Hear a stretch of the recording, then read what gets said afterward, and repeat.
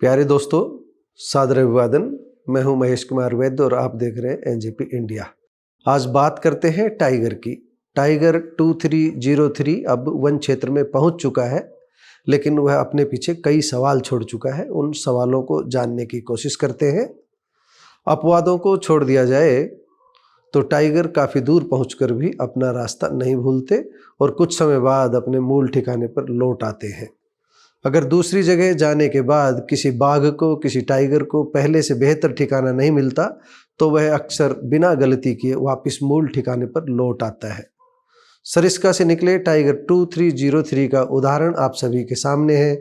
हालांकि अभी यह टाइगर सरिस्का के मूल जंगल में नहीं पहुंचा है, मगर बफर जोन से बाहर के जंगल तक पहुंचने से सभी ने राहत की सांस ली है। अब सवाल उठता है कि सैकड़ों किलोमीटर दूरी तय करने के बाद भी टाइगर किस तरह बिना मार्ग भूले अपने उसी ठिकाने तक पहुंच जाते हैं जहां से निकलकर दूसरे स्थान पर पहुंचे थे। हमने इस बारे में जंगल व जंगली जानवरों की बारीकी से समझ रखने वाले 1984 बैच के वरिष्ठ IFS अधिकारी रहे डॉक्टर RP बालवान से बात की। जंगल और जंगली जानवर बचाने का संकल्प लेकर बालवान ने कुछ वर्ष पूर्व स्वैच्छिक सेवानिवृत्ति लेकर संन्यास ले लिया था। अब उनका नया नाम स्वामी ज्ञानानंद सरस्वती है। आइए पहले ज्ञानानंद सरस्वती को सुनते हैं। जो कैट फैमिली है, चाहे टाइगर हो, लेपर्ड हो या लायन हो, इवन हमारे घरों के कुत्ते भी, आपने देखा होगा पिस करते जाते। वो जब चलते हैं तो एक्सक्रेटा या पिस करते जाते हैं तो बाउंड्री मार्क करते हैं। वो जो बाउंड्री मार्किंग है, अब दो सवाल जो करिए ना आपने, एक पर्सन में दो पर्सन, एक वापिस कैसे आते हैं, एक यहाँ क्यों आया। ये जो टाइगर है 2.5-3 साल का जब बच्चा होता है तो जो मेल होता है वो वहां से उसको खदेड़ देता है। फीमेल तो इतना ऑब्जेक्ट नहीं करती, लेकिन जो मेल होता है वो अपना कब्जा रखने के लिए जैसे ही वो अडल्टहुड में आता है उसको खदेड़ देता है, और फिर वो जो बच्चे हैं वो अपनी नई टेरिटरी ढूंढते हैं। उस नई टेरिटरी की खोज में तो आना पड़ेगा उसको। यहाँ तो जंगल हो आसपास, लगभग 6 से 8 किलोमीटर की एक टेरिटरी होती है स्क्वायर किलोमीटर में। वो उस टेरिटरी से बाहर जाएगा और उस टेरिटरी को जो वहां का हेड है मेल पेयर का, वो मार्क करता है ड्रॉपिंग से, उससे स्मेल ये ले लेते हैं। तो ये जो टाइगर का अपना टेरिटरी है, जब वो अडल्ट हो गया तो उसको बाहर जाना है।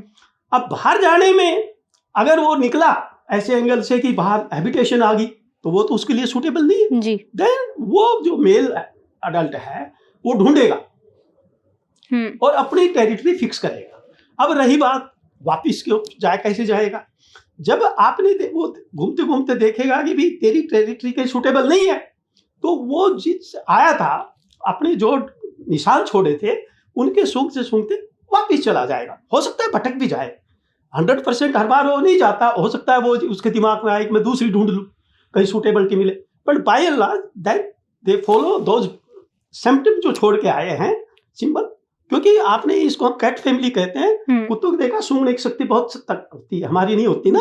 इस तरह इनकी अपनी ड्रॉपिंग को पहचानने की, सूंघने की शक्ति बहुत तेज होती है और उससे वो वापस भी चले जाते हैं। जरूरी नहीं जाए मतलब, लेकिन अमूमन they go back in that area. आप समझ चुके होंगे कि किस तरह से टाइगर सहित बिल्ली प्रजाति के अधिकांश पशु, कुत्ते और यहाँ तक कि परिंदे भी दूर जाने के बाद भटकते नहीं हैं और अपना मूल ठिकाना ढूंढ लेते हैं। उनके अंदर प्राकृतिक रूप से रास्ता ढूंढने के कुछ न कुछ खास गुण होते हैं।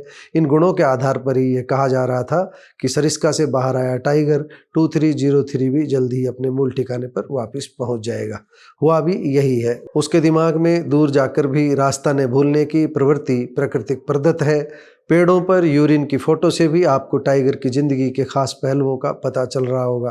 कुत्तों की तरह बाघ यानी टाइगर भी थोड़ी थोड़ी दूरी पर पेशाब करते हुए चलते हैं।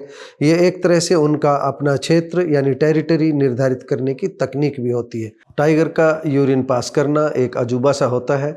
वह प्रेशर के साथ पेड़ों के तनों पर स्प्रे करता हुआ आगे बढ़ता है। हमें कुछ अन्य वन अधिकारियों से भी नई नई जानकारियां मिली है।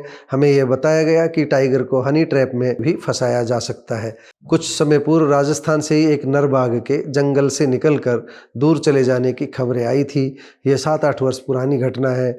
उस समय उस नर बाघ को वापस जंगल में लाने के लिए हनी ट्रैप जैसा फार्मूला ही काम में लिया गया था। यह टाइगर सरिस्का से निकलकर अलवर के राजगढ़ कस्बे के जंगल तक चला गया था।